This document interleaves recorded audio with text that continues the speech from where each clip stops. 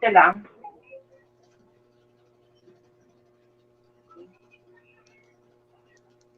Mapagpalang hapon po, mga kapatid kay Kristo. Nandito po tayo ngayon, ating pagnilalayan ang pasyon ng ating pong Panginoong Kristo. Ang 7 last words of Jesus Christ on the cross. Mga kapatid, tayo pong mga Katoliko ay nagsiselebrate ngayon ng Holy Week. At ito yung tinatawag nating Good Friday. Ito nga yung ating passion of Jesus Christ on the cross. So admit your mistake, mga kapanalig.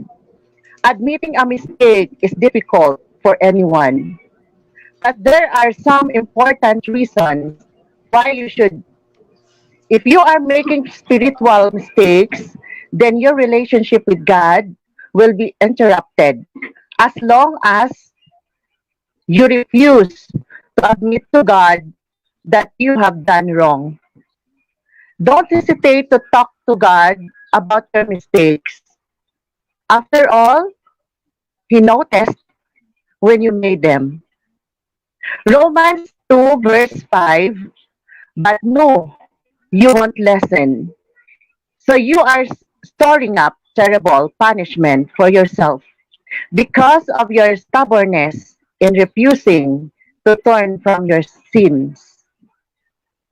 Mga kapanalig, welcome po sa ating 7 last words, sa ating pong Missio Apologia, at sa ating pong The Faith of Our Catholic Church Facebook pages. Magandang hapon po sa ating mga kapatid, kay Sister Bea, Brother Denmar, Sister Carla, Sister Jade, Brother Clark. Magandang hapon po sa inyong lahat. Afternoon. Okay. So ngayon, mag-start po tayo ng ating pong opening prayer. Napangunahan po ito sa atin ni Sister Carla Soledad. Maraming salamat po, Bro Daryl, at Blessed Good Friday po sa inyong lahat. Maraming salamat sa pagsali ninyo dito sa aming segment para sa 7 Palabras. At ngayon po, tayo ay yumuko at namnamin ang presensya ng Diyos sa Panginoon at ng Anak at ng Diyos Espiritu Santo. Panginoon, sa hapon na ito, tumatanaw kami sa iyong anak na si Jesus, habang siya'y nakatingala sa iyong kaharian at nakabayubay sa krus. Nakikiisa po kami ngayon dito sa Missio Apologia sa pagsuko at pagsasakripisyo ng iyong anak na si Jesucristo para sa ikapagpapatawad ng kasalanan namin sa mundo. Inaalala namin ang lahat ng galos na kanyang tinamo, mga insulto na kanyang sinalo, ang pagod na nakabubugbog ng kanyang pagiging tao. Tinamasa ng inyong anak ang pagliligtas sa amin sa pinakamasaklap na paraan. Ang iyong anak na maamo, mapagkumbaba, mapagmahal, matuwid, at kalugod-lugod sa lahat. Sa hapong ito, kasama ang aming mga kapanalig na miyembro ng Simbahang Katolika na itinatag ng iyong anak dito sa lupa. Aalalahanin namin ang 7 salitang ipinalahaw ni Kristo habang siya ay nasa krus. Pumalahaw si Kristo sa kabila ng kanyang tagal na paghihirap para sa katuparan ng iyong mga plano sa aming kaligtasan. Pumalahaw si Jesus kahit pa pwede naman siyang maghintay na lamang na malagutan ng kanyang hininga. Subalit, ang iyong plano, Diyos Ama, ay bigyan kami ng pagkakataon at ang pagkakataong iyon ay mula sa inyong anak na masunurin at mapagkumbaba. Sinunod niya ang inyong plano. Kung kaya't nagsusumamo kami sa iyong grasya sa hapon na ito, huwag mo kaming pabayaan at samahan mo kami, Panginoon, na namnamin at makapagnilay ng bukal sa aming kalooban. Ngayon, ang tungkol sa Siete de Palabras o ang huling 7 wika ni Jesus bago ang kanyang kamatayan. Itinataas namin sa iyo ang mga pagninilay sa hapon na ito. Gawin mo po kaming instrumento ng inyong ninanais na dulot ng aming gawain sa hapon na ito. Maraming salamat, Panginoon, sa ngalan ng Ama at ng Anak at ng Diyos Espiritu Santo. Alright, marami pong salamat, Sister Carla. Mga kapatid kay Kristo, sa atin pong pagninilay ngayon, atin pong pagnilayan ang 7 salita ng ating Panginoong Hesukristo. So ang una niyang salita na binigay sa atin, na sinabi niya, Father, forgive them, for they know not what they do. Pangalawa, today you will be with me in paradise. Pangatlong salita, woman, behold thy son, behold thy mother. Pang-apat, my God, why hast thou forsaken me? Pang-5, I thirst. Pang-6, it is finished. Ang huling salita ng Panginoong Hesus, Father, into thy hands I commend my spirit. Sa ating bukas na pagbati, tatawagin ko lang po si Brother Denmar Santiago for welcome remarks and inspirational message. Isang magandang hapon po sa ating lahat, mga kapatid ko kay Kristo, na ating mga followers ng ating page dito po sa Catholic Faith, Faith of our Catholic Church, no? At mga kapatid at mga kaibigan namin na nanonood ngayong hapong ito, ngayon ay pagdinilayan natin at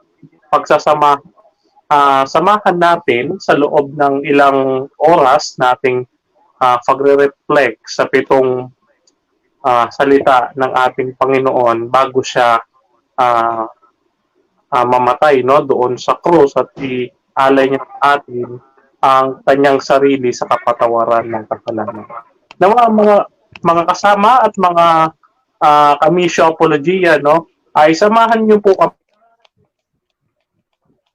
kami na pagtuunan natin ng pansin, no, at palalimin natin ang ating pananampalataya sa ating Panginoon habang tayo ay sama-sama na nagre-reflect, nagninilay at nagko-contemplate sa salita ng ating Panginoon. Ngayon naman po, mga kapatid, ay uumpisahan natin, no, yung 7 na salita ng ating Panginoon. So, mga kapatid, no, ay babalik natin kay sister yung kay Brother Daryl pala, no? Kay Brother Daryl yung mic, no, para siya magpakilala sa ating speaker, no. Okay, marami pong salamat, Brother Denmar, sa magandang pagbati sa ating lahat. So ngayon, mag-umpisa na po tayo sa ating pong sharing regarding po dito sa ating pong 7 last words of Jesus Christ on the cross. So, unahin natin ang ating pong butihing share ngayon, or ang ating speaker na walang iba kundi si Brother Denmar Santiago. Ang kanya pong topic ay ang kanya pong topic na isi-share po sa atin, ang unang salita ng ating Panginoong Hesus, ang Father, forgive them, for they know not what they do. Okay, let me introduce our sharer, Brother Denmar. Isa din siyang active itong apologista ng ating pong simbahang Katolika. So, ang atin pong sharer ngayon, isa siyang co-admin of the Catholic Faith Defense Philippines. Co-admin at Catholic Faith Apologia and Faith of our Catholic Church, a spiritual advisor of Buhay Katoliko, a member of and promoter of International Miraculous Medal Association, a member of Marian Helpers, consecrated member of the Militia of the Immaculata, member of World Apostolate of Fatima, and member of CFD Team Marikina, CFD Metro Manila Resource Speaker and Advisor on Seventh-day Adventist Apologetics, and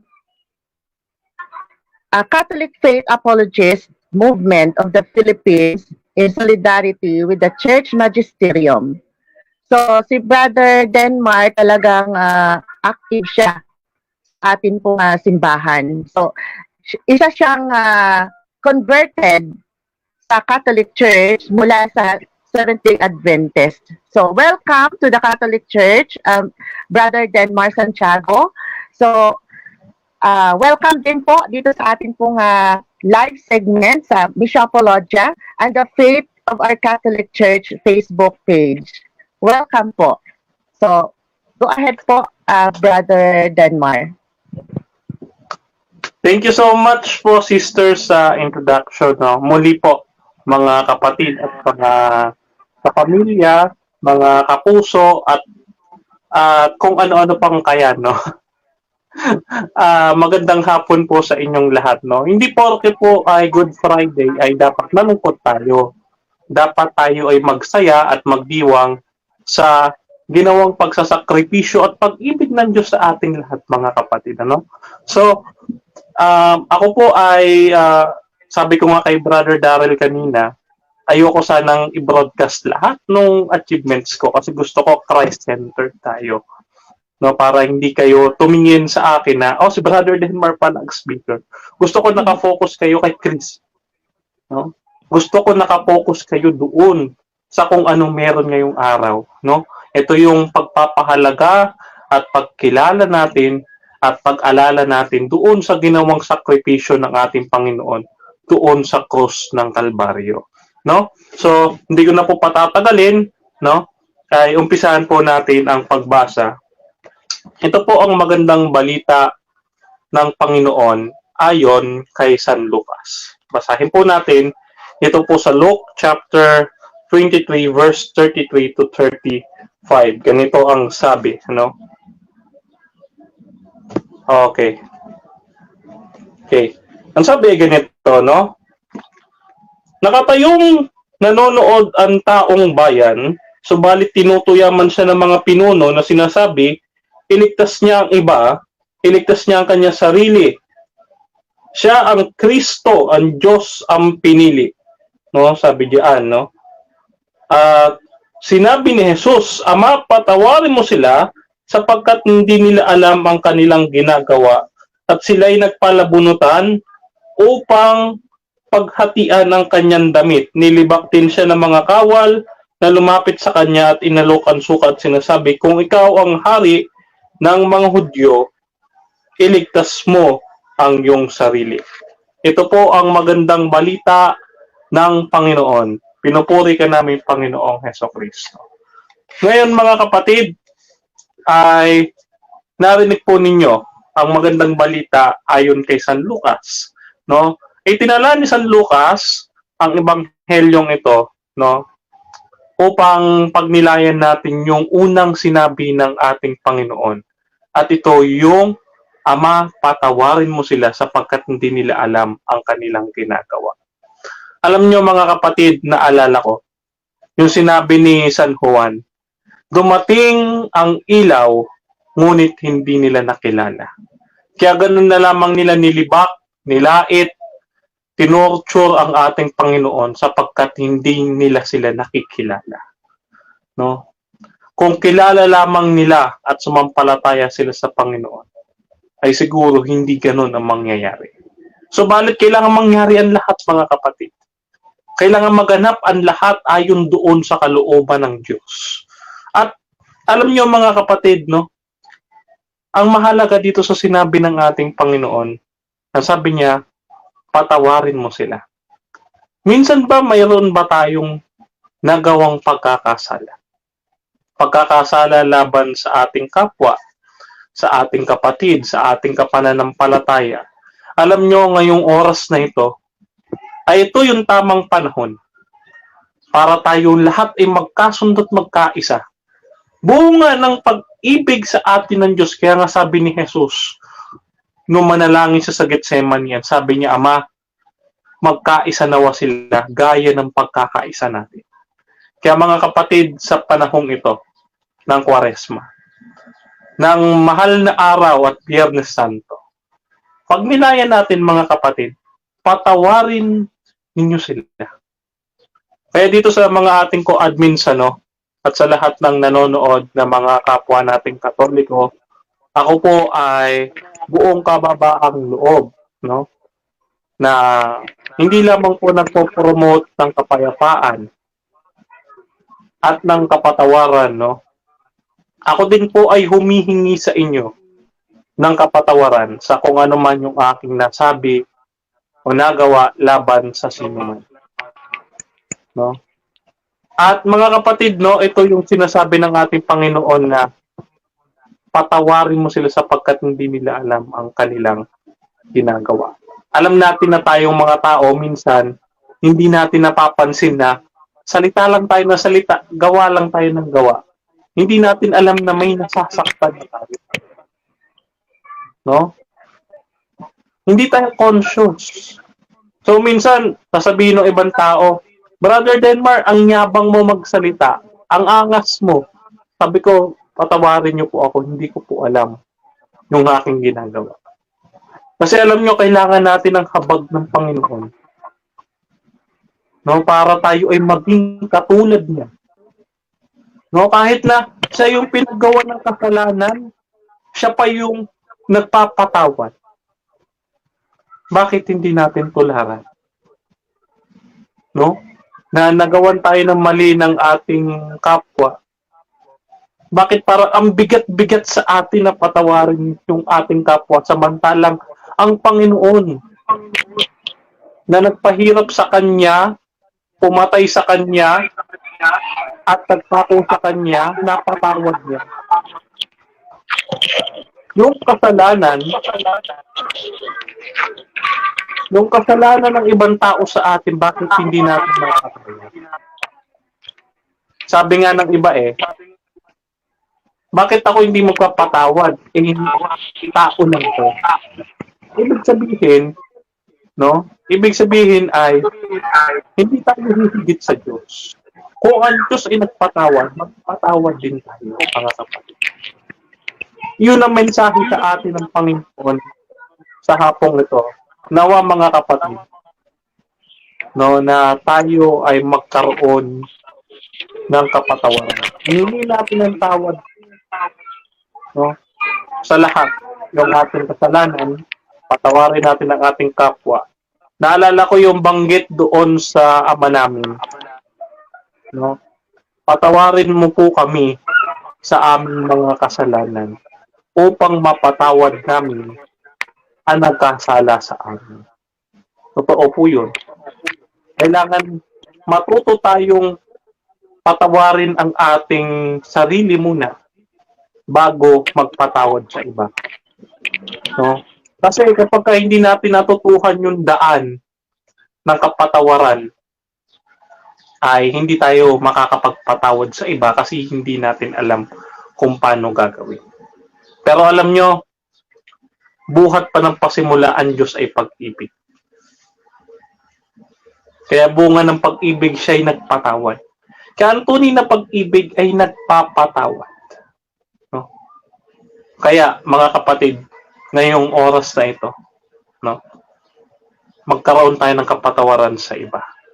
Habang nanonood kayo nito mga kapatid, i-message nyo sa Facebook, sabihan nyo yung mga katabi ninyo, yung mga kapitbahay ninyo, mga kamag-anak ninyo, at lahat ng taong nagawa ninyo ng pagkakamali. No? Humingi kayo ng tawad, mga kapatid, ng buong kababaang loob at patatawarin kayo ng Diyos. No?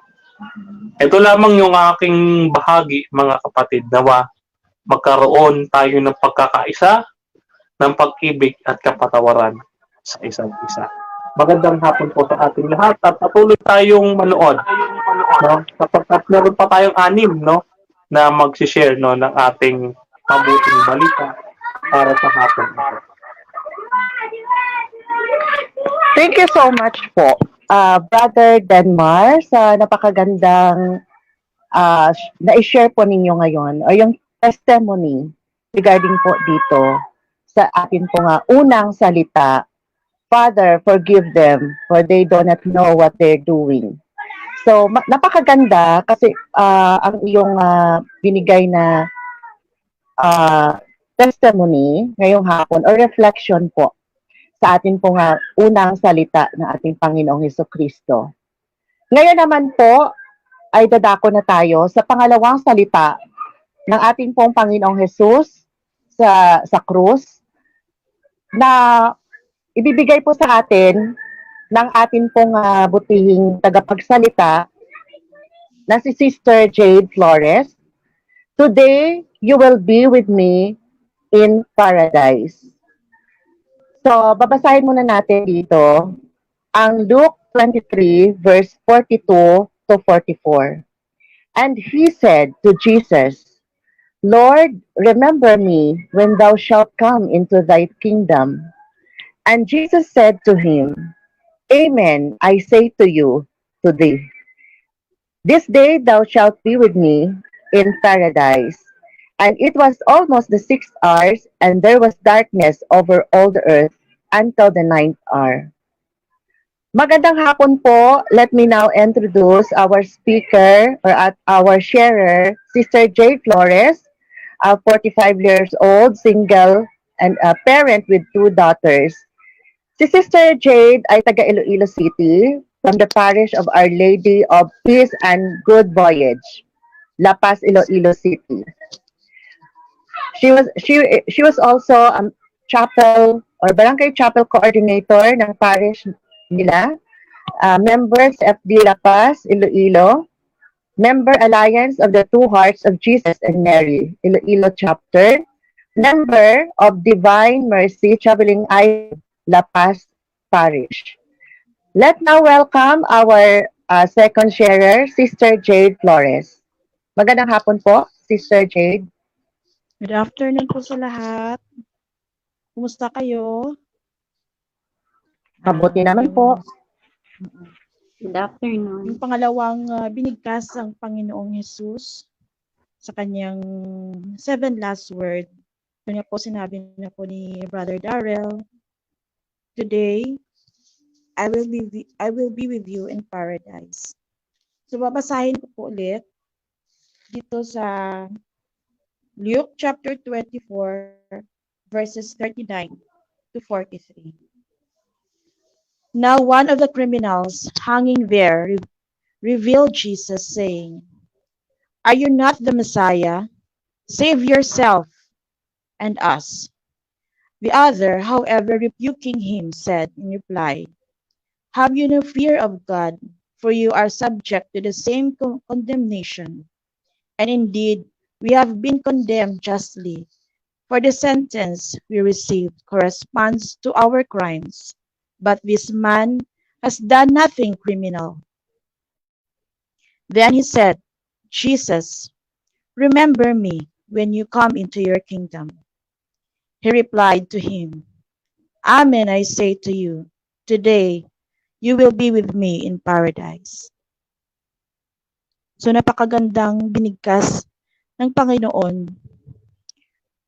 Ang pangalawang salita niya bago siya namatay na sa ngayon, dadalhin kita. You will be with me in paradise. So mailalang tulad ito sa dalawang tao na sa atin, sa ating mga tao, yung isa mataas at yung isa nagpapakumbaba sa kanyang sarili. Na alam nila na si Jesus yung tagapagligtas, na siya yung pinako sa krus kahit na wala itong kasalanan dahil sa kanyang pagmamahal sa ating mga tao.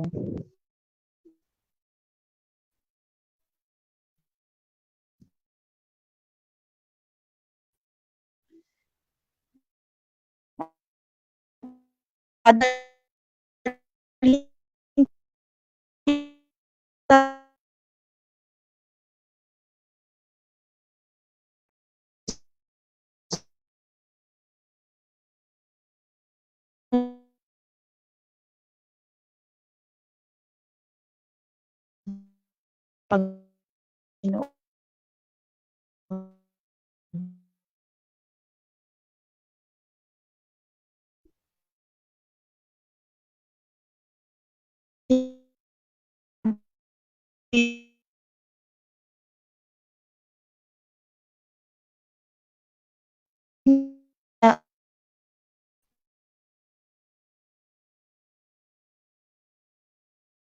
Narinig ito na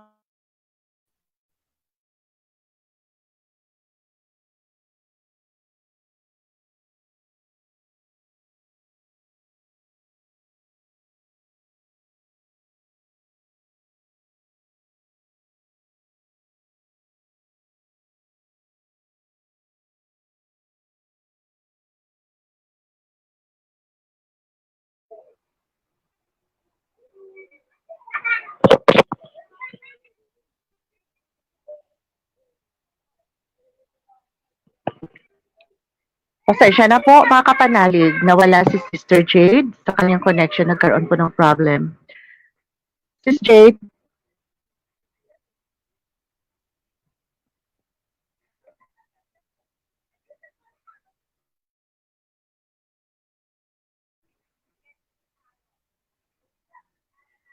antayin po natin si Sister Jade.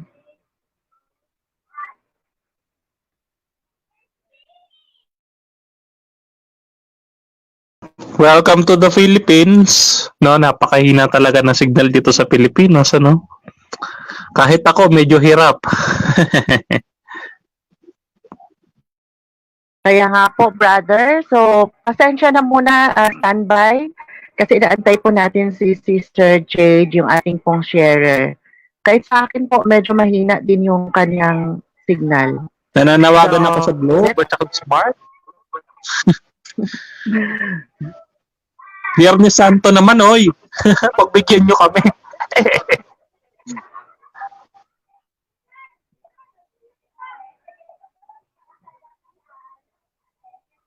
Mga kapatid, habang inaantay ng Sister Jade, ay nananawagan kaming paki-share yung link ng ating video, no? Para lahat ay makinabang, i-share nyo po sa inyong mga kaibigan, kamag-anak, mga klase, kahit po sa crush at boyfriend din nyo, isend nyo po lahat, no? And para lahat tayo ay matuto, no? Ayan, bumalik na po si Sister Jade. Tuloy na po natin. Kasi yung yung internet, naglolo ko. Pwede ko pa maulit. Welcome to the Go Philippines, ahead. sis. Oo, kasi naglolo ko yung internet namin. Yung wifi. Ulitin ko ulit. Sana ba ako doon? Yung si Jesus, Go ahead, Sister. siya yung... Asa na ba ako? Yung si Jesus, siya yung mismo yung nagbukas muli ng paraiso dahil sa kanyang pagpakamatay sa krus. At yun nga po yung sinabi niya sa isang kriminal that he assures na dadalhin niya ito sa kanyang kaharian, na tayong lahat dadalhin niya sa kanyang sa paraiso. Yung ginawa yun ng Diyos na Ama, yung pagkagawa niya sa kay Adam at Eve, na sila mismo nag-disobey.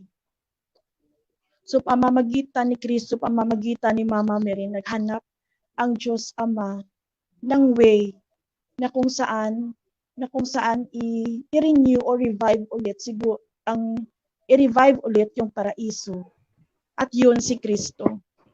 At doon na yun sa plano ng Diyos Ama, ang inang Birheng Maria, na siya yung nagbigay daan at yung nagsabi yung anghel sa kanya na Hail Mary, full of grace, the Lord is with thee. Sa kanyang pagsasabi ng yes, at lahat ito na thy will be done. So lahat tayo may pag-asa na makapunta na kung saan naroroon ang ating Panginoon. Yun lamang tayo lahat magsisi ng ating mga kasalanan, magbago ng ating ng pag-uugali natin sa ating mga kapwa, hindi lang para sa sarili natin, kundi para talaga sa kapwa. Yung baguhin yung mga mali na dapat na itama natin sa ngayon. Kasi alam mo, brothers and sisters, alam niyo po na hindi rin ako mabuting tao before. Marami tayong pagkakamali, nadadapa tayo. So, na talaga ako dito sa in-share ko na today you will be with me in paradise. Alam niyo kasi takot talaga ako kasi na maiwanan. So, in-assure talaga ngayon ng Panginoon that He will bring me, all of us, in paradise. So, meron ako talaga yung fear. Dahil nga kasi marami mga crossroads na nangyari sa buhay ko din. Because I need someone else to be stronger than me. Diba yun? Diba yun? Yung strong person ka nga. You have to be more strong sa future ng mga anak mo, sa sa challenges ng buhay natin. So sometimes we need somebody else, which is Jesus, which I find na maglilin on ako sa kanya. Na andyan siya palagi.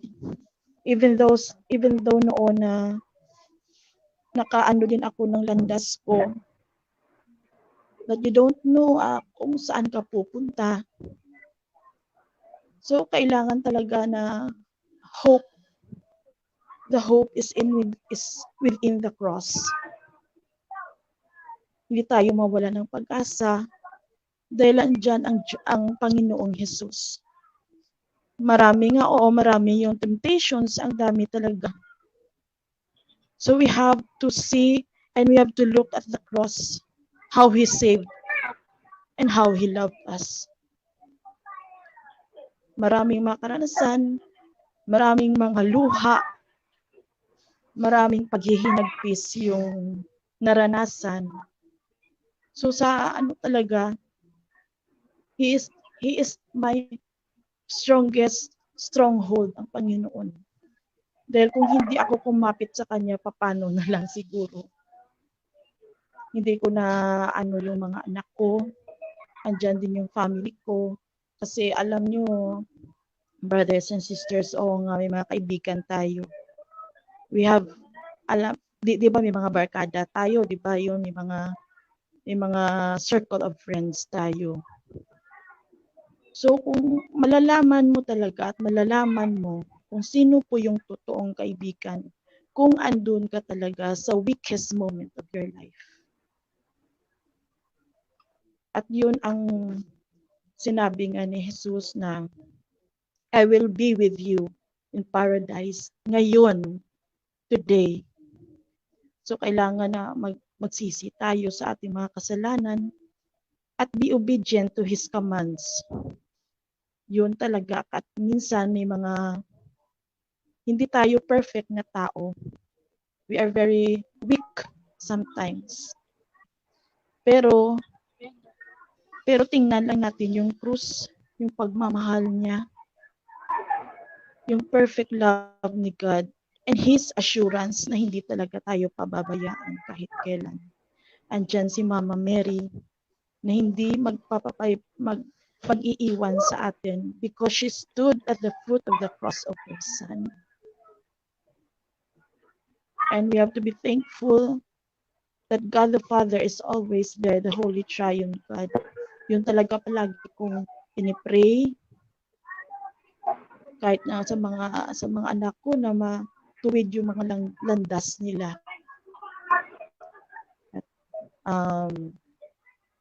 At pati yung sa ko sa family ko, sa mga niece ko at saka yung mama. So marami kaming pinagdaanan, ang dami talaga. So nabuo yung ulit dahil sa pagmamahal. Because one of the strongest thing that will na magbabind sa atin ay yung pagmamahal na hindi madedestroy ng kalaban, which is Satan. So yun yung assurance ni God, ni Jesus Christ. Today you will be with me in paradise. Thank you, brothers and sisters. Thank you so much po, Sister Jade Flores, sa iyong madamdaming na-share po sa ating ngayon sa reflection ng ating pong pangalawang salita ng ating pong Panginoong Hesus. At ito nga ang, today you will be with me in paradise. So napakaganda ang salitang ito. Dahil tayong lahat, ini-encourage po, inaanyayahan ng ating pong Panginoon na kasama niya tayo dapat lahat doon sa kanyang paraiso o doon sa langit. So ngayon, Brother Denmar. Yes po. Opo. Ang sunod po nating topic ngayon, brother, o yung ating pong pangatlong salita ng ating pong Panginoong Hesus ay ang Son. Behold your mother. Okay po. Magandang hapon po sa ating lahat mga kapatid. Ipapakilala ko po sa inyo yung speaker natin para sa susunod nating salita. No? At wait lang po medyo maingay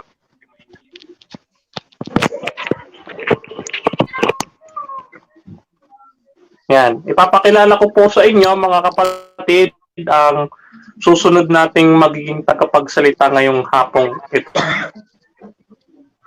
Wait, nawawala. So, ito po ang kanyang profile, mga kapatid. No? Ang ating maging sunod na tagapagsalita, siya po ay ang head admin ng Faith of Our Catholic Church, ng Angels of the Lord and Catholic Faith Apologia, no? At siya din po ay ang officer in charge or OIC in Catholic Faith Defenders Las Piñas, and the former choir at St. Michael Chapel dito po sa Karugdog, Lezo, Aklan. Binabati po namin yung mga nandiyan po sa parokyang iyan, no? And also former lectors and commentator po sa St. Isidore Parish, doon pa rin po sa Aklan. And defender po siya ng church at faithful servant ng ating Panginoon. At huling-huli ay siya po ay kasama ko po, no? Siya po ay member din po ng Militia of the Immaculata na itinatag ni San Maximilian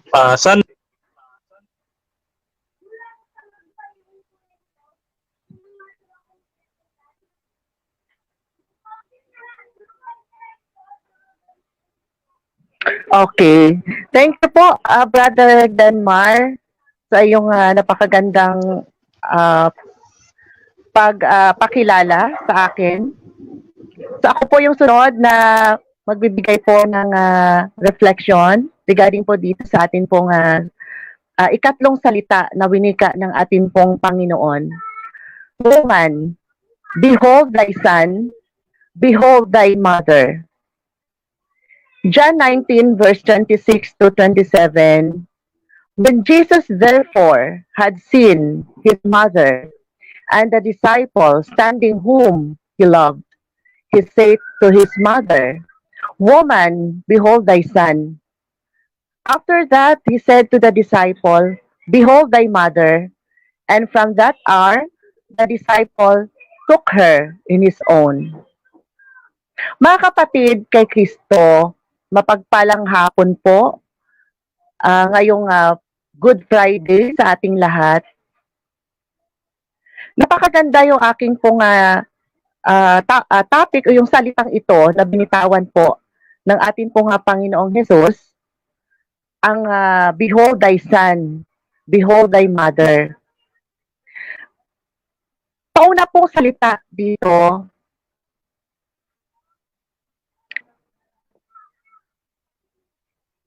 what a beautiful act of love offered by Son of Mary as he prepared to breathe his last.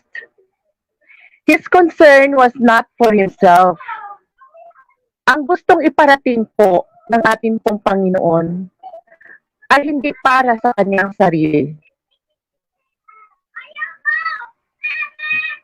He was not brought in self-pity.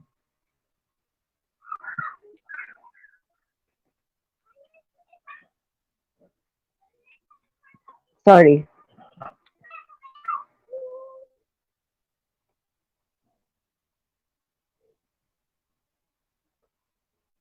He was concerned about those whom he loved.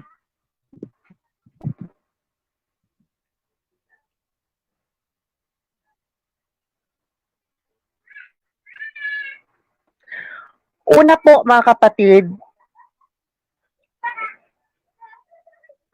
he reached out to the thief o yung magnanakaw on the cross, promising him paradise. So ang una niyang tiningnan ay yung katabi niya, yung nakapako din sa cross, yung criminal.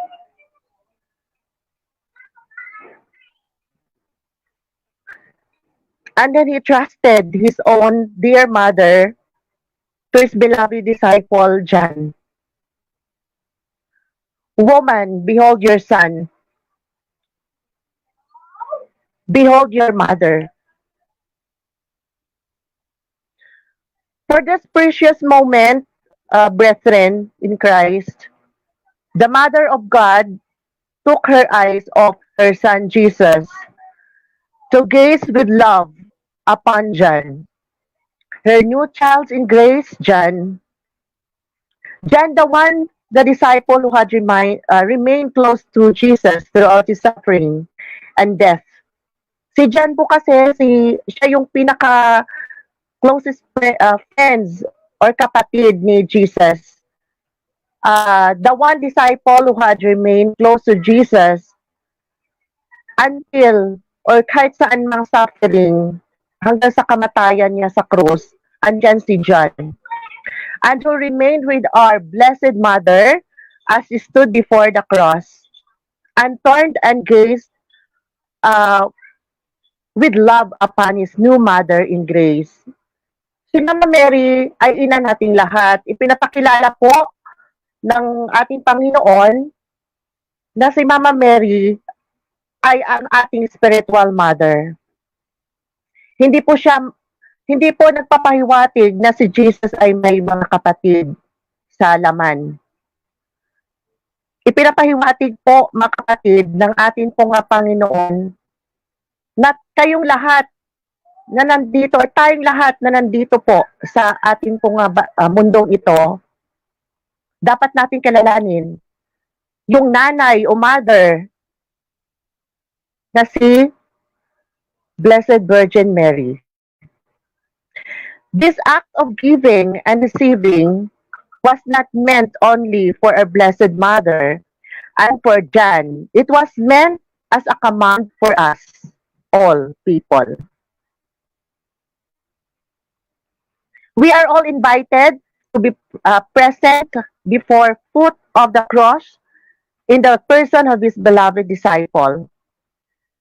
Jesus took at all of his from the cross and said, "Behold your mother," and he directs his own dear mother to turn to each one of us. So napakaganda po mga kapatid yung sinabi ni Jesus para kay Mary. Si Mama Mary ay siya yung ating mother. Kaya tayong lahat, mahalin natin yung ating mga nanay or yung ating pong mga mother.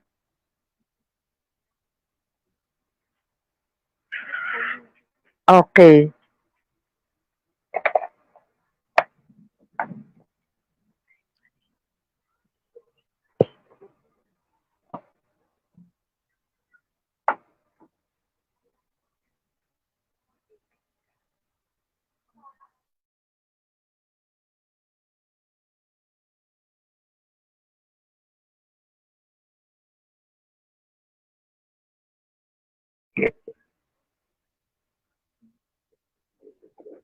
Okay, pasensya na po.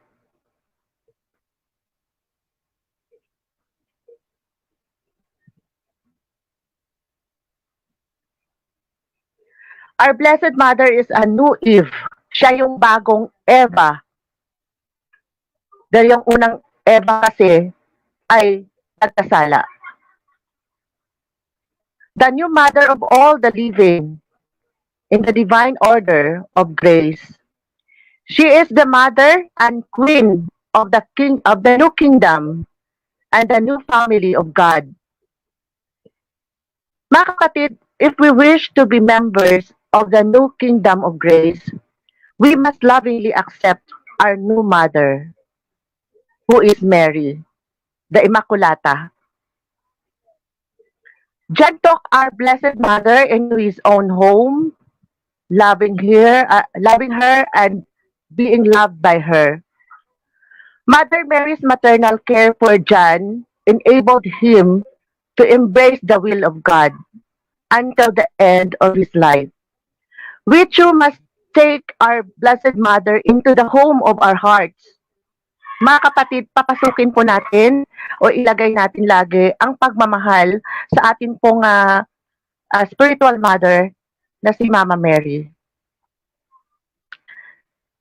She, in turn, will embrace us and point us to her divine Son. Si Mama Mary ang magtuturo.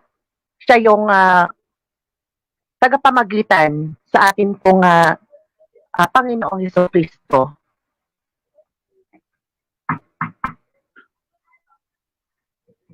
Okay. Behold your mother. Outside of Jesus himself, no greater gift has been given, nor will we ever receive in heaven or on earth than our Blessed Mother. We are called to love her, appreciate her, honor her, talk to her, and run to her with our troubles. She wants to teach us her ways, which are Jesus' ways. She is always a good and gentle teacher. She will teach us how to be a good and gentle teacher to those around us too. Jesus gives her to us. Binigay ng ating Panginoong Hesus hindi lamang hindi ibig sabihin na to put something between himself and us, but to help us to draw near, especially when we are in pain. Especially the pain caused by our own sin. Matutulungan tayo ng ating pong mahal na ina patungo sa ating pong Panginoong Hesus para sa kapatawaran ng ating pong kasalanan. In our embarrassment, hurt, pride, disbelief, in our own lack of virtue, and continuing selfishness sa ating pagkamakasarili, mga kapatid, Despite all of these graces we've been given, we will fearless to come to such a gentle mother. Let us embrace Mary. We will soothe her heart, smooth out our fears, show us our errors, and reassure us of her continuous love and of Jesus. With our focus, uh, let us focus our self to her. With our focus taken off of ourselves and placed back on Jesus and His mercy and love of us, and with renewed confidence in that mercy and love, we can return to Jesus, and with true contrition, He will forgive, heal, and set us back on the right course. Papatawarin po tayo ng ating pong Panginoon. Kahit po ako ay makasalanan din. Marami din akong kasalanan na until now, ah, alam ko unti-unting napapatawad ng Panginoon. This unmatched gift and grace of the Blessed Mother is always available to us night and day in busyness or at times of prayer and reflection. Pray for the grace to make good use of such a gift, to love well such a mother. By using this gift, we allow her to teach and train us to be like Mary for others, to be a bridge to Jesus.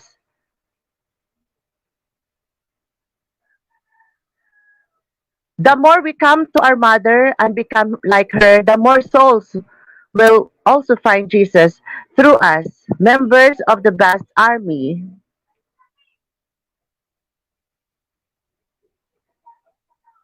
Tayong lahat ay mapapatawad ng ating Panginoon.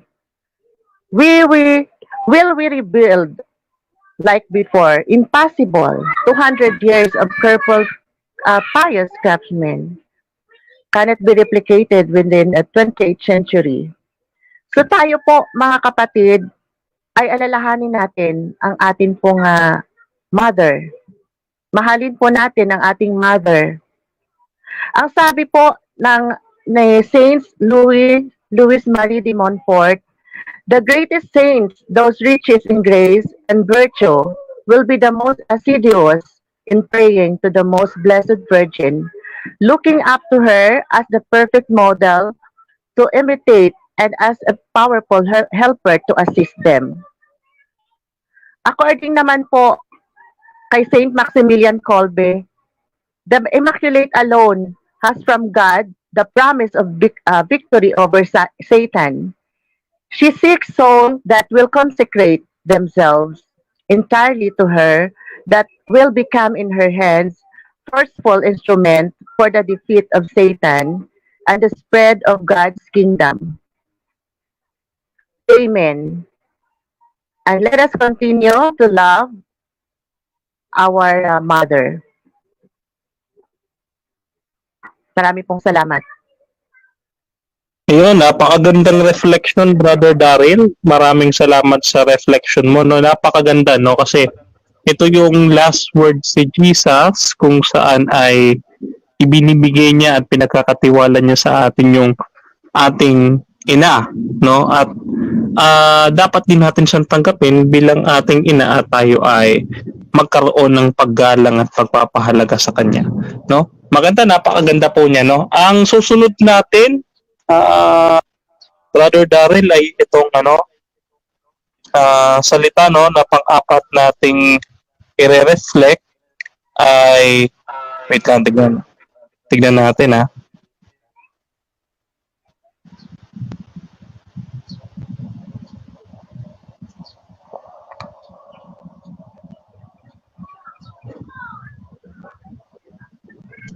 Ayan, ang susunod po nating salita, mga kapatid, ay My God.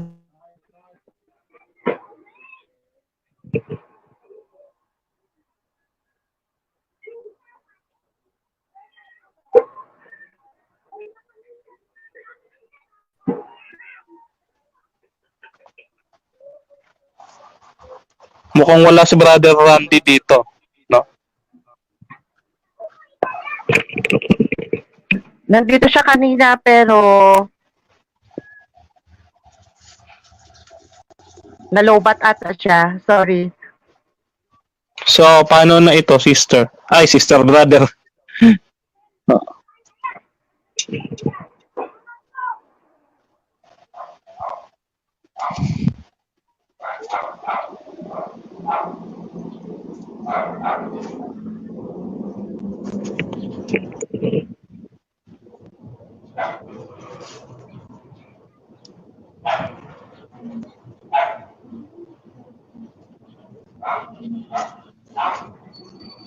Okay, Brother Denmar. Pwede naman po ikaw ang mag-reflect nito. Okay. Mga kapatid, isang magandang hapon ulit, no? Pagpasensyahan nyo na yung ating internet, no? Welcome to the Philippines po, mga kapatid, So, tayo po ay magkakaroon po muna ng pagbasa sa ating magandang balita. Basahin po natin ang magandang balita ayon kay San Marcos. Mark chapter 15 verse 34 to 34 lang, no? At 3 o'clock, Jesus cried out with a loud voice, Eloi, Eloi, leha sabachthani, which means, my God, why are you forsaken me? No? So, mga kapatid, napakagandang isipin natin itong salita ng ating Panginoon, Ayan. Wait lang, baliktad yata ako. Ayan, mga kapatid, isipin natin yung salita ng ating Panginoon. Ang sabi niya, Panginoon, bakit po ako pinabayaan? Minsan may tanong kayo sa inyong sarili, mga kapatid, kung bakit minsan ay feeling ninyo ay pinababayaan kayo ng ating Panginoon, So, napapaisip tayo na, Lord, bakit napakadaming problema? Nung sinundan kita, noong sumampalataya ako sa iyo, nung minahal kita, ay parang lagi ako nagsasuffer, no? Kasi alam niyo, mga kapatid, hindi naman pinangako ng ating Panginoon na gaganda ang buhay mo pagkatapos mong sundan siya. Sabi niya nga buhatin ninyo ang krus kung sino man ang gustong sumunod sa akin, no? Yun po ang ginawa ng ilan, no? Ng marami sa atin, no? Sinunod natin ang ating Panginoon, but still rejecting, no? Na papasanin ng kanyang krus. Kaya minsan tanong natin, my God, why are you forsaken me? Alam niyo, mga kapatid, tayo minsan ay ayaw natin na tayo ay nagpapasa ng kasalanan ng iba. Sasabihin, ikaw naman yan, ikaw yung gumawa ng gulo bakit isasabit mo ako dyan? Alam nyo, no one else can say na higit ang pagmamahal ng taong may concern sa kaibigan. Na kahit na ano pang failure ng kaibigan niya, sasaluhin niya dahil mahal niya yung kaibigan niya. Ganon din tayo. We have one friend. No, meron tayong isang kaibigan. No? Walang iba kundi ang ating Panginoon. Kapag ka tayo nadadapa, no? Ay iniaabot ka agad ng Panginoon ng kanyang kamay. Halika. Tumayo ka. No? Tumayo ka at sundan mo ako. Alam niyo, yung pag-ibig ng Panginoon ay gayon din. No? Nung siya ay pinabayaan ng Diyos dahil napasa sa kanya ang lahat ng kasalanan ng tao, sa sobrang bigat, ang sabi niya, Panginoon, bakit mo ako pinabayaan? Alam niyo, pinabayaan talaga siya ng Ama para matupad yung kalooban ng Diyos, no?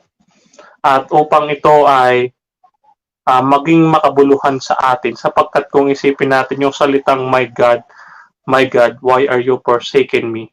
Ito yung salita ng tao. Nung naghihirap siya na punong-puno ng kasalanan yung kanyang buhay, no? Dumarami yung trial sa kanya, yung challenges sa kanya, na tila ba bigat na bigat siya. Parang lagi niyang kine-question ng Diyos. At narito ang ating Panginoon, no? Ang sabi nga doon sa Filipos 2 sa 1:8, siya ay nagpakatao. No? Ginaya niya tayo. At ayun ang pinaka-ultimate copy ng ating Panginoon sa atin. Yung question natin ng Diyos na bakit po ako pinabayaan. Alam nyo, kung iisipin ninyo, parang hindi totoo. Hindi tayo pinabayaan ng Diyos. Buhat pa ng pasimula. Sapagkat una pa lang pinili niya na tayo. No? Nahulog tayo sa pagkakasala, isinugo niya ang kanyang anak, ipinadala niya upang mamatay para sa ating mga kasalanan. No? At hanggang sa huli, no, mga kapatid, patuloy tayo nagre-rebelde sa Panginoon. At narito na naman siya, babalik siyang muli.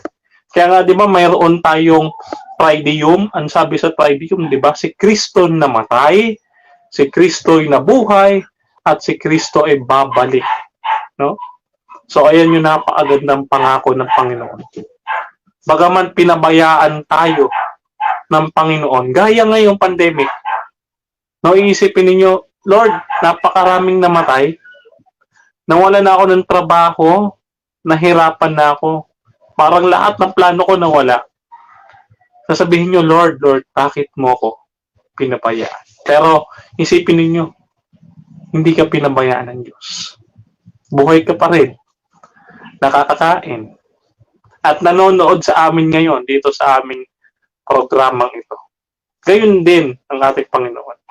Nung sabihin niyang, my God, why are you forsaking me? Hindi siya talaga pinabayaan ng Diyos. No? Bagkos namatay man siya, ay muli siyang binuhay. Yun ang patunay na mayroong pakialam sa atin ng Diyos. Kaya wag natin questionin ang pag-ibig ng Diyos para sa bawat isa sa atin kasi hindi nyo alam kung ano pinagdaanan ng Panginoon kaysa sa atin. Kaya nga gaya ng aking sinabi kanina, patawarin ninyo ang inyong bawat isa. No? Ang Panginoon, naisip niya, Lord, binigay ko na yung sarili ko. Ibibigay ko pa yung nanay ko. Bakit mo ako pinabayaan? Binigay ko na nga lahat bakit mo ako pinabayaan? Gayon din siguro yung tanong ninyo. Pero ulit ang sagot, mga kapatid. Ang cross, sabi nga ni San Maximiliano Kolbe, the cross is the school of love. Ito ay paaralan para matuto tayo na ang Diyos ay pag-ibig at ang Diyos ay mahal tayo, hindi niya tayo pababayaan. No? So, ayan lamang yung ating reflection diyan sa bagay na yan. Nawa mga kapatid, mawala sa isip ninyo yung pag-aalinlangan sa Diyos. Magtiwala kayo sa Kanya sapagkat di niya kayo pababayaan. Amen. Thank you so much, Brother Denmar. Talagang napakaganda ang iyong reflection ngayong sa salitang ito, sa last word ng ating Panginoon, na my God, why are you forsaking me? So, maganda. And ngayon, ang atin pong panglimang salita ng atin pong Panginoon ay I thirst, nauuhaw ako. Na ihahatid po sa atin ng ating pong butihing tagapagsalita na si kapatid or Sister Carla Soledad. At babasahin muna natin itong verse, John 19 verse 28. Afterwards, Jesus, knowing that all things were now accomplished, that the scripture might be fulfilled, said, I thirst. Let us introduce to you our sharer, Sister Carla Soledad. Siya po I'm member of CFD Molino chapter, admin of Defend the Catholic Faith, the Faith of our Catholic Church, and Catholic Faith Apologia. She is an advocate of the modesty and veils on her Facebook page, Postoria. Let us welcome our sharer, Sister Carla Soledad. Magandang hapon po, Sister. Go ahead. Magandang hapon po sa inyo at sa ating mga kapanalig na nanonood sa atin ngayon. Ngayon pong araw na ito, ako po ang magbabahagi ng ating pagninilay tungkol sa ikalimang huling salita na binitawan ng ating Panginoong Hesukristo. Nauuhaw ako o uhaw ako. Maraming pwedeng sabihin si Jesus. Pwede siyang sumigaw ng tubig upang malaman ng mga tao na malinis na inumin ang kailangan niya. O pwede rin siyang sumigaw ng simpleng salita na inumin. Subalit, mas pinili niyang sabihin ang katagang nauuhaw ako o uhaw ako. Lahat tayo nakaranas na ng nanunuyot na lalamunan. Sa tuwing nararanasan natin to, humahanap tayo ng paraan upang mapatid ang ating uhaw. Minsan, may hinahanap ang ating lalamunan na iba't ibang uri ng pamatid uhaw. Ninanais natin minsan uminom ng hindi lang basta tubig, kundi tubig na malamig. O baka matamis ang gusto nating inumin. O pwede rin yung swabe lang sa lalamunan kagaya ng katas ng buko. Nang sambitin ni Jesus ang katagang nauuhaw ako, dapat nating pagnilayan kung saan to nagmumula. Kagaya ng kung paano natin nauunawaan ang sarili natin tuwing tayo ay nauuhaw. Sapagkat tiyak na may malalim na pakahulugan ang binitawang salita ni Jesus. Ang salitang nauuhaw ako na kanyang binanggit ay maaaring may karugtong na pangungusap. Maaari itong dugtungan kagaya ng nauuhaw ako sa pag-ibig. Nauuhaw ako sa pagkalinga. Nauuhaw ako sa katapatan ng kaibigan. At marami pang iba. Sa ating mga tao, madalas ganito ang ating mga hinaing. Kung binabanggit natin ang salitang nauuhaw sa atensyon ng kabiyak. Nauuhaw sa simpatya ng mga anak. Nauuhaw sa pagiging matapat ng pinagkakatiwalaan. Nauuhaw sa magagandang alaala. Nauuhaw sa serbisyong walang bahid ng anomalya. Nauuhaw sa paglilingkod na walang kapalit. Nauuhaw sa suporta, lalong-lalo na ngayon. Nauuhaw sa proteksyong pangkalusugan. Mga kapanalig, tayong mga tao ay maraming klase ng ikinauuhaw. Ngunit sa araw na to, kailangan natin tumingala at titigan si Kristo na nakapako sa krus. 3 oras na siyang nakalambitin, kahilera ng mga ordinaryong magnanakaw, na may parehong kaparusahan na kamatayan. Sa araw na to, tanungin natin ang sarili kung bakit nauuhaw ang Diyos. Nauuhaw ang Diyos? Sapagkat may 2 uri ng hindi nakikitang pagkauhaw. Ang pagkauhaw ng Panginoon at ang pagkauhaw ng dyablo. Ang pagkauhaw ng dyablo upang makapanlinlang. Kaya nga, tuwang-tuwa ang kaaway ng Panginoon nang ipako si Jesus sa krus. Subalit, nagkakamali ang dyablo.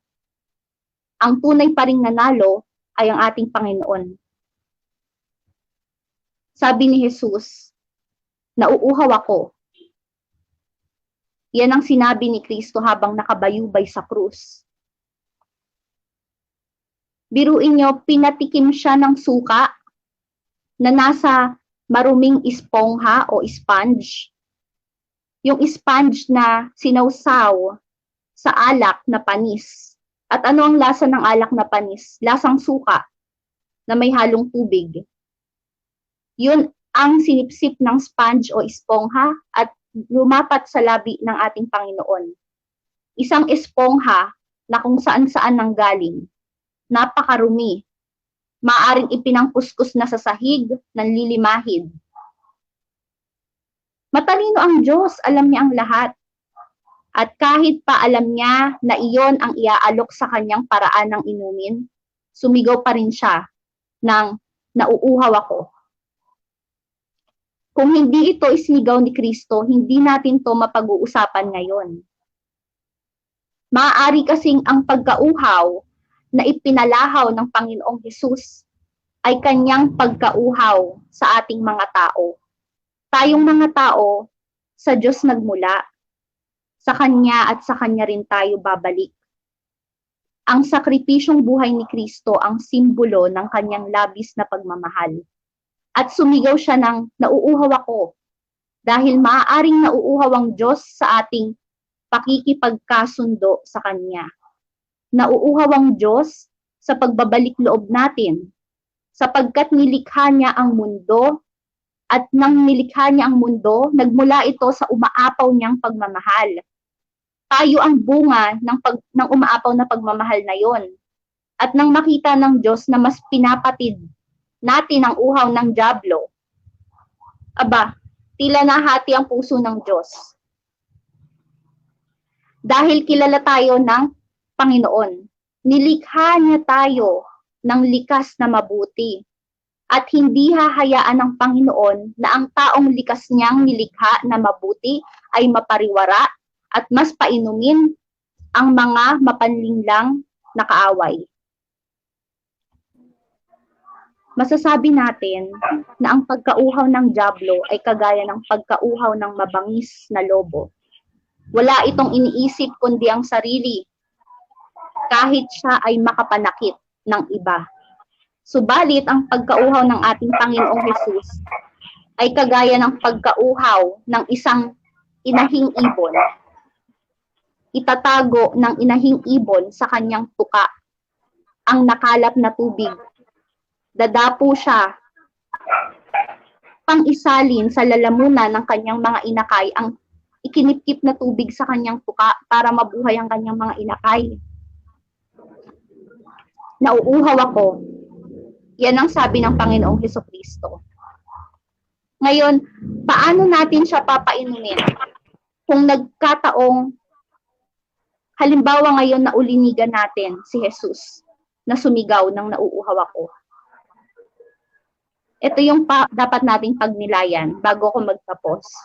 Hahayaan ba natin siyang maghintay sa wala? Papainumin din ba natin siya ng suka na sinipsip ng maruming espongha, kagaya ng ginawa ng mga Romanong kawal?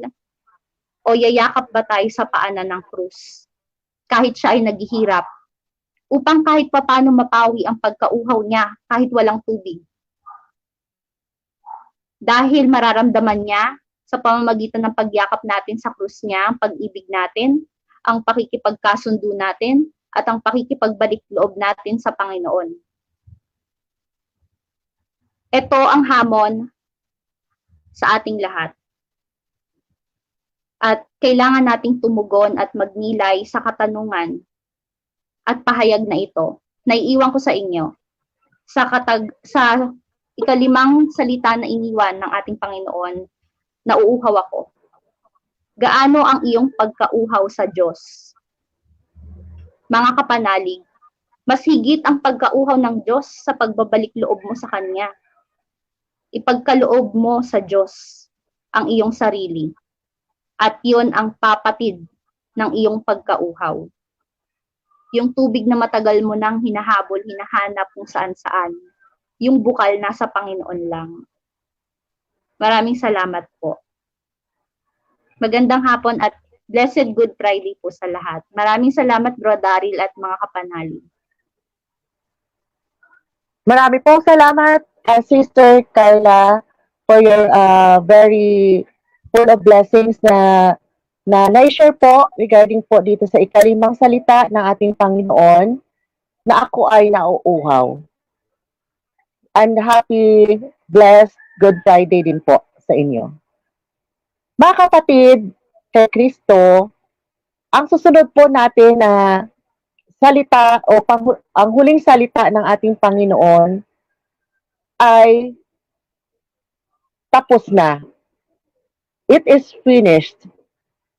Naihatid po sa atin ng ating pong kapatid na si Brother Clark Vincent Gaas. John 28 verse 29 to 30. So they put a sponge soaked in wine on a spring of hyssop and put it up to his mouth. When Jesus had taken the wine, he said, "It is finished." And bowing his head, he handed over the Spirit. Let us now introduce to you, mga kapatid, our sharer, Brother Clark Vincent. He was a member of Junior Lectors and Commentator since 2017 up to 2021. Confragia de la Nuestra Señora del Buen Suceso, 2018 up to present. Member, Confraternity of St. Joseph, 2021 or present, up to the present. Catholic Faith Defenders, Las Piñas Chapter, member, 2019 up to the present. Let us now welcome our brothers in faith, Brother Clark Vincent. Magandang hapon po, brother. Okay, so magandang hapon sa ating lahat. So ito ang ika-anim na or second to the last word ni Jesus ay it is finished. Kaya ibabahagi ko sa inyo ang sharing na ito. In Greek, it is translated as tetelestai, while in Latin is consummatum est. This statement is traditionally called the word of triumph and is theologically interpreted as the announcement of the end of the earthly life of Jesus in anticipation for the resurrection. As Adam Hamilton writes, these last words are seen as a cry of victory, not of dereliction. Jesus had now completed what he came to do. A plan was fulfilled, a salvation was made possible, a love shown. He had taken our place. He had demonstrated both humanity's brokenness and God's love. He had offered himself fully to God as a sacrifice on behalf of humanity. As he died, it was finished. With these words, the noblest person who ever walked the face of this planet, God in the flesh, breathed his last. At this point, he had achieved the mission to save everyone from the hostages of sin. This serves as a relief for him as he sacrificed his life on the cross. Now, he is ready to enter death, but he will rise again on the third day. As our Blessed Mother looked on, heard her son speak his final words, and breathe his last, she would have felt a sense of relief. Jesus' long mission of salvation had been accomplished. Death was destroyed, and now she had only to wait for his resurrection. Our Blessed Mother knew this was not the end. She knew that her son would rise. He had taught many times that the Son of Man must suffer greatly and be rejected by the elders, the chief priests, and the scribes, and be killed, and rise after 3 days. Taken from the Gospel of St. Mark chapter 8 verse 31. Though the apostles and other disciples did not understand this teaching, our Blessed Mother did. She witnessed his rejection, his death, and now turned her eyes towards his promised resurrection. This passage also states that Jesus handed over his spirit. His life was not taken from him. His death was a free choice by which he gave himself over to death. He chose to enter into the ultimate effect of sin, death itself, so as to redeem death and make it the door to eternal life. The destruction of death was accomplished by God, the source of life. Subsuming it to himself, God wanted to come close to us by becoming man. He came so close to us that he allowed man to do him violence. But the last chapter of Christ's life was yet to be written. His entrance into new life was about to begin. These words of Jesus must take on great significance in our own lives. We must see ourselves standing by the cross with our Blessed Mother and hear Jesus speak these words to us personally. We must allow our Lord to look into our souls and say to us, "It is finished." Jesus speaks these words to each one of us. He says, your salvation is accomplished. My death has destroyed your own eternal death. My final word of victory has been spoken. As we ponder this sacred scene and hear these final words, we must seek to allow them to transform our very lives. Reflect today upon whether you are attentive to these words of our Lord in your own life. Do you allow Him to apply His saving sacrifice to your sins? Have you internalized this statement of promises up from our Lord?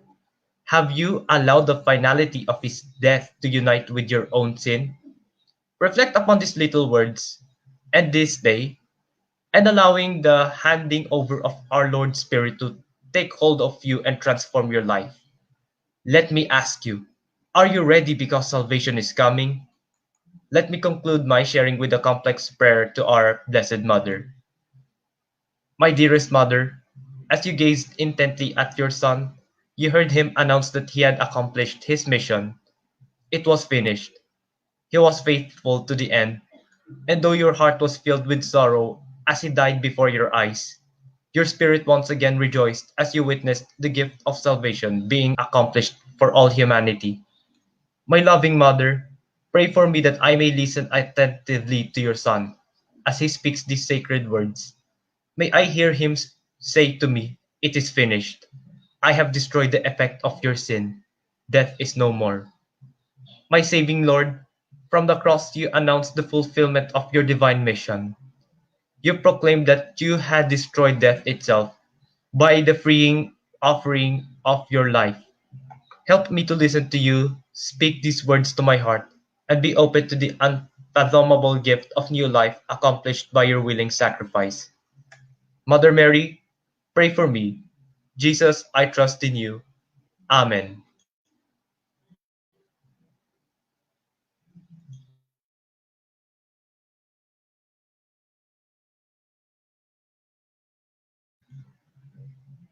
So that's all, and Thank you so May the good Lord much. bless you, and Mother Mary loves you.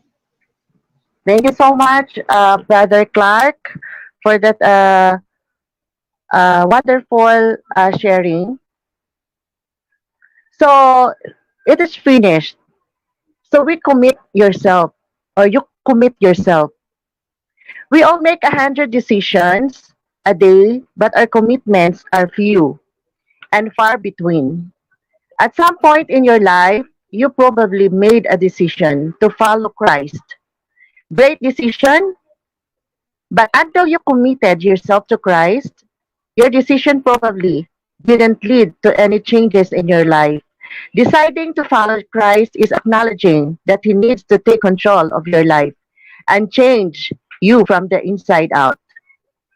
Committing to Christ means you actually give Him that control. No one can become a disciple without giving up everything for me. Luke 14 verse 33. Mapagpalang hapon po sa inyong lahat, mga kapatid. At ngayon po, ang ating panghuling salita sa 7 last words ng ating pong Panginoon. Naihahatid po sa atin ito ni Sister Beatrice Ortilia Ramirez. Ang panghuling salita po, Father, into thy hands I commend my spirit. Luke 23 verse 45 to 46. And the sun was darkened, and the veil of the temple was rent in the midst. And Jesus, crying with a loud voice, said, Father, into thy hands I commend my spirit. And saying this, he gave up the ghost. Let us now welcome Sister Beatrice. Let me now introduce her. She was a choir at Mary Queen of Apostles Parish, member of Eucharistic Youth Movement at San Antonio de Padua Parish. Let us now welcome Sister Beatriz, our sharer. Hello, sir. Hello, sis. Good afternoon. Good afternoon po, Brother Daryl, and maraming salamat po sa pagpapakilala. Magandang hapon po sa inyong lahat, sa ating mga kapatid na nakasubaybay. Ngayon po ay ako ang magbabahagi or magre-reflect sa final words ng ating Panginoong Jesus. Alright, now these final words, mga kapatid, is a big deal. Kasi parang sinasummarize na niya yung whole trajectory or orientation of somebody's life. At hindi lang ito basta buhay ng kung sino lang, ito ay buhay ng ating Panginoong Jesucristo. If you look at the very last of the 7 last words of Jesus na matatagpuan natin sa Gospel of Luke, it says, Jesus cried out in a loud voice, Father, into your hands I commend my spirit. When he had said this, he breathed his last. Ngayon, no, lahat ng nangyari sa buhay ni Jesus sa mundong ito, his birth, his hidden life, his teachings, his parables, and everything list in this moment. Yung moment na nakapako na siya sa kalbaryo ng krus, which he calls his hour. At kung iisipin natin ng mga kapatid, what did Jesus say with his last words that he has on earth to us? Ano bang ginawa niya? He pointed us to the Father. He threw himself into the arms of the Father, and then he lets go. Ngayon, no, meron akong medyo may naalala akong kwento, kung babalikan natin yung Gospel of Luke. Correct me if I'm wrong po, pero alam ko sa Gospel of Luke, merong kwento doon na medyo familiar sa story na to, which is yung parable mismo ni Jesus, yung the prodigal son. Ngayon, alam naman natin lahat, no, yung nangyari sa kwento na to. Merong isang ama, meron 2 anak. Yung isang anak ay kinuha niya in advance yung yaman na ipapamana sa kanya ng ama niya. Winaldas niya yun, napakasasa siya, nagpakasaya siya. Inubos niya sa mga walang kwentang bagay yung kung anong meron siya. And dumating yung panahon na kailangan niya na wala na siya ng kahit magkano, wala na siya ng kahit ano. And nung nangyari yung bagay na dun, tumindig siya at naisip niya, yung mga alila ng aking ama doon ay kumakain ng sapat at higit pa, tapos ako nagugutom.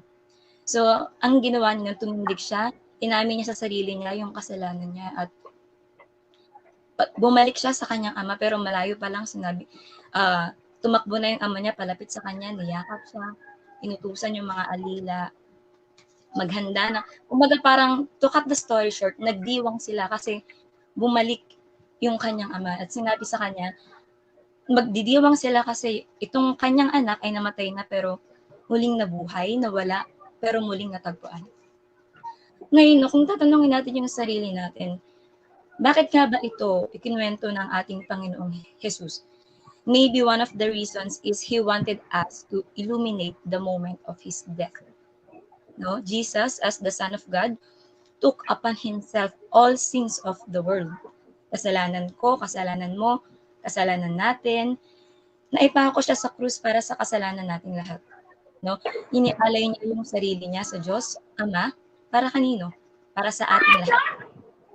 And God the Father allowed this kasi gusto niyang ipaalam sa ating lahat na you are his beloved daughter, we are his beloved children, and that death of Jesus is not the final word, Jesus is the final word. Ngayon itong final word ni Jesus, no, para sa akin, ito yung pinakamagandang prayer na itinuro sa atin ni Jesus. Now, this perfect prayer uttered from the depths of the heart of our Lord goes to the heart of life itself. Andun na lahat eh. It's a prayer of complete surrender to the Father, a prayer of total abandonment and unwavering trust. Madalas, no, kung pagninilayan natin itong huling salita ni Kristo, madalas sa buhay natin kapag bumibigat na yung krus na pasan-pasan natin, we begin to lose trust. and hope in the Father. Di ba minsan nawawalan na tayo ng tiwala sa Kanya? Minsan nawawalan tayo ng pag-asa sa Kanya. We carefully examine our wounds, yung mga sugat sa puso, mga hinanakit, mga pagdurusa, and ponder the injustices we've suffered. Hinahayaan natin yung sakit, pagdurusa to turn our eyes from God, and instead what? We gaze at ourselves. Now, this prayer spoken by our Lord was spoken in part as a lesson to each one of us. Unang-una sa lahat, it was prayed because it was the perfect expression of who Jesus was. Hindi ito sinambit ng ating Panginoong Jesus kasi wala lang. Yun yung lumabas, bahala na kayo dyan. Hindi naman po yun ganun, di ba? So, binanggit niya yan bilang pagpapakilala sa sarili niya. Di ba? Kung sino ba talaga siya bilang anak ng Diyos Ama. Pangalawa, it was spoken for us to imitate. Hindi niya yan binanggit, no? Para lang pakinggan lang natin kasi hindi niya yan binanggit ng out of nowhere lang kasi mawawala, malalagutan na ako ng hininga, ito na yung huli ko nasa isip, babanggitin ko na to. Hindi po yan ganun. No? It was spoken for us to imitate. Now, think about that, habang si Jesus nakapako sa krus, niyuyurak-yurakan yung pagkatao, tinitiis yung matinding sakit, He still gave us a glorious example of surrender. Being perfect in every way. He did not turn on Himself, hindi niya kinaawaan yung sarili niya, hindi siya nagpalamon sa galit niya kasi grabe yung ginawa sa kanya ng mga tao. Wala naman siyang ginawa kundi ituro ang kaligtasan, i-spread ang salita ng Diyos, no? Hindi siya nagsisi na inoffer niya yung sarili niya para sa atin. That the cruelty he had received from so many did not deter him from the continual surrender of his life to the Father and to His holy will. Instead, anong ginawa niya? Ginamit pa nga ni Jesus yung miserableng pagkaka-persecute sa kanya to profess His unending union with His Father. Na sa ating pagninilay, no, minsan tanungin natin yung sarili natin, no? How deep is our surrender to the Father in heaven? Gaano ba kalalim? How often do we pray this prayer? And when we pray it, how completely does this prayer become an action in our lives? Because to surrender is to act. It is more than a decision nga eh. Actually, it is a continual act of our will that deepens our surrender until it is complete and total. Now, commending ourselves to the Father in a total abandonment must become our daily mission. Now, para sa akin, wala nang mas importante pa sa buhay natin kundi ito, mga kapatid. No? Ito sana yung matutunan natin sa mga huling salita na sinambit ng ating Panginoong Jesus. Yung pagsuko ng ating sarili, pagsuko ng ating buhay, at espiritu sa ating Diyos. No, lalo na sa mga panahon ng paghihirap, dapat dun tayo mas lumapit sa Kanya. Sa mga panahon, kasi nga, di ba, sa mga panahong akala nating malayo ang Diyos, dun siya mas malapit sa atin. No? So, mga kapatid, no, sa pagtatapos, sa nalalapit na pagtatapos ng ating Lenten journey, at sa nalalapit na pagpasok ng Easter, may the last and final words of our Lord Jesus Christ be our first. No, reflect today, every day, upon this prayer of our Lord, Father, into your hands, I commend my spirit. Amen. Yun lamang po mga kapatid. Maraming salamat and happy Good Friday po sa ating lahat. Amen. Thank you so much po, Sister Beatrice, for that amazing reflections sa atin pong last na salita ng ating pong Panginoong Jesus. So, Jesus wants us to give, not to worry. So, huwag tayong mag-alala.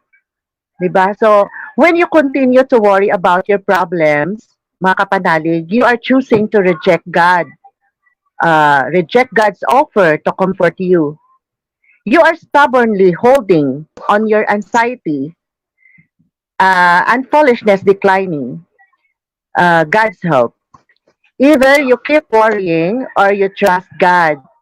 So, sinasabi nga doon sa Matthew 6, verse 31 to 33, don't worry about having enough food or drink or clothing.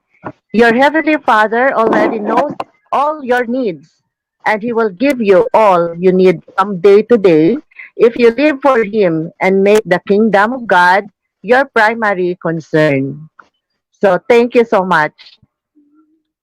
So now, bago tayo pumunta sa ating pong closing prayer, so every one of us, sino po ba yung may gustong sabihin or additional reflections dito po sa ating seven last words of Jesus Christ on the cross?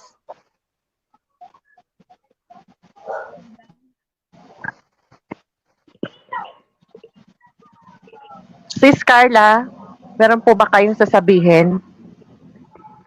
Ang masasabi ko lang po, ngayon pong Kwaresma, Semana Santa, napakalaki po ng pagsubok na dumadaan sa bawat pamilya natin sapagkat ito ang panahon na sinusubok tayo ng kalaban ng Diyos. At dito masusubok ang ating kakayahan upang magpunti, pigilan ng ating pagkainis, galit, at ang abstinence po o fasting ay hindi lang po umiikot sa simpleng hindi pagkain ng karne. Kailangan din po na trabahuhin natin yung nasa kalooban natin. At yung pagninilay natin dito sa mga sinabi ng ating Panginoon, mas magiging malalim yung pananampalataya natin at mas matututo tayo sa lahat ng kalidad ng na ipikita ng ating Panginoong Hesukristo. Isa na dyan ay ang pagiging mahabang pasensya niya to the point na pinako pa siya sa krus sa sobrang haba ng pasensya niya sa ating lahat. Yun po. Yun lang po ang ang naibabahagi ko na paalalahanan tayong lahat na matuto mula sa mga qualities ni Jesus. Nakita niya sa atin dito sa 7 last words.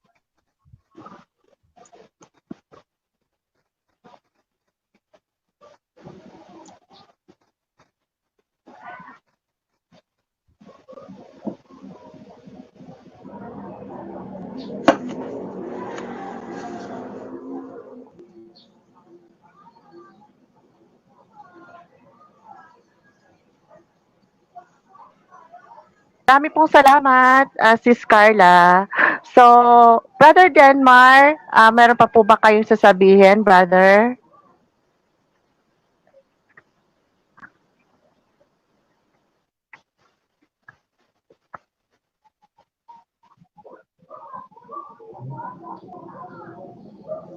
Wala na?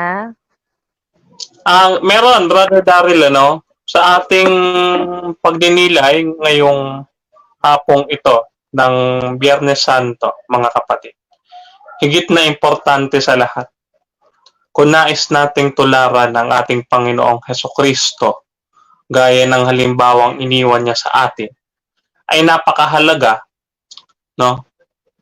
tama si Brother Daryl kanina, na ingatan at kilalanin natin yung kanyang ina, sapagkat walang ibang magtuturo sa atin kung papaano tayo magiging tulad ni Kristo.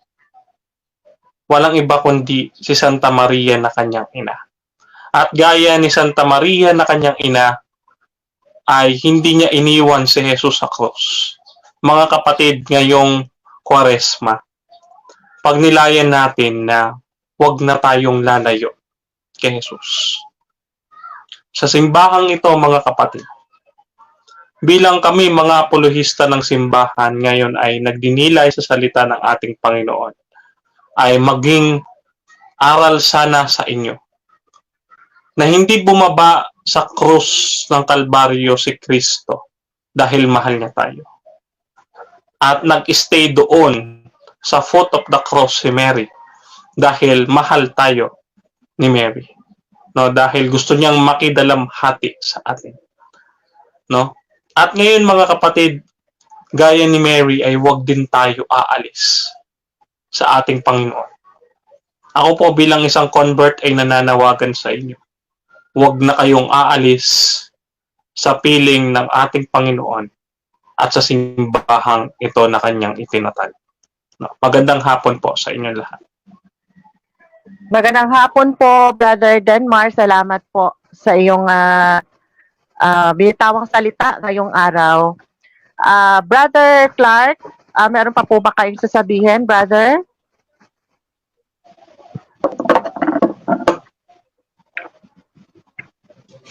Wala naman. Okay. So, Sister Bea. Okay na po. Goods na. Okay. So, marami pong salamat sa inyong lahat, mga kapatid. So, pagnilayan natin yung 7 last words na atin pong binigyan ng diin ngayong araw na ito at naway kapulutan ng aral nating mga mananampalataya. So, mga kapatid, ngayon magko-closing prayer na po tayo na pangunahan ni Brother Denmar Santiago. Mga kapatid, ngayong sumapit na ang kamatayan ng ating Panginoon, samahan niyo po ako na i-venerate natin ang ating cross, no?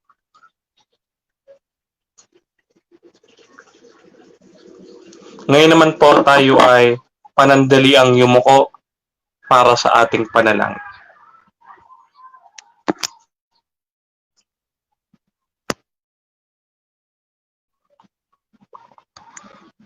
In the name of the Father, and of the Son, and of the Holy Spirit. Amen.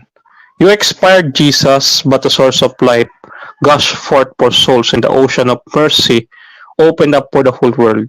O fountain of life, unfathomable divine mercy, envelope the whole world and empty yourself out upon us. O blood and water which gushed forth from the heart of Jesus. As a fountain of mercy for us, I trust in you. Eternal Father, I offer you the blood, the body and soul and divinity of your dearly beloved Son, our Lord Jesus Christ. In atonement for our sins and those of the whole world, for the sake of his sorrowful passion, have mercy on us and on the whole world. Holy God, Holy Mighty One, Holy Immortal One, have mercy. I trust in you. Panginoong lumikha ng lahat ng mga bagay. Maraming salamat po na kami ay napagbigyan at napagkalooban ng pagkakataon na makapagnilay sa iyong mga salita. Nawa Panginoon ay tumimo ito sa bawat isipan ng mga nakikinig at lalong-lalo na ng mga kasama namin. Kami po, Panginoon, na nagbahagi ng iyong salita. Tulungan mo po nawa kami, Panginoon, na maging katulad mo, na punong-puno ng pag-ibig, ng pagmamalasakit, at ng kaawaan sa tao. Kaya naman po, Panginoon, lumalapit kami na may buong kapakumbabaan, Panginoon. Nabaguhin niyo po kami at mailibing po namin ngayon nakasama po ng inyong katawan at kasama po ninyo sa hukay ang aming mga kasalanan at upang sa linggo ng pagkabuhay ay muli kaming mabuhay, Panginoon, nakatulad naman din ninyo sa bagong larawan at yung larawang iyon ay gaya ng sayo, maluwalhati, mabuti at malinis sa kasalanan. Maraming salamat po, Panginoon. Ito po ay aming dalangin kasama po ng Espiritu Santo magpasawalang hanggan at ng aming mahal na inang Immaculada Concepcion. Ito po sa pangalan po ng iyong anak na si Jesus. Amen. Sa ngalan ng Ama at ng Anak at ng Espiritu Santo. Amen. Amen. So mga kapatid kay Kristo, purihin ang Panginoon. Salamat po sa inyong lahat sa ating pong time and effort. Salamat po sa Diyos and kita-kita tayo ulit next year. Next year na ba? Okay, so let us reflect ngayon. Saan tayo magkikita, brother?